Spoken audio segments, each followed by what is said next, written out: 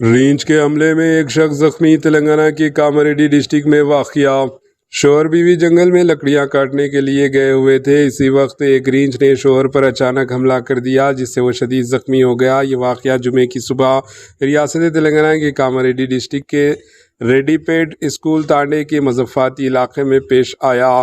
School تانڈے کے رہنے والے سلاوت متو 45 سالہ اپنی بیوی کے ساتھ جمعے کی صبح لکڑیاں لینے کے لیے جنگل گئے تھے۔ لکڑیاں کاٹ کر ایک جگہ رکھنے کے بعد اس کی بیوی کچھ لکڑیاں سڑک تک لے جانے کے لیے وہاں سے چلی گئی۔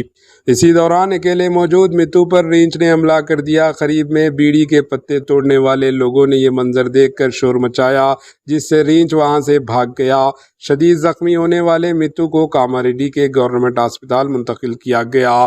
وہاں ابتدائی علاج کے بعد حالت تشویشناک ہونے پر اسے حیدرآباد منتقل کر دیا گیا۔ Bureau report, H N news.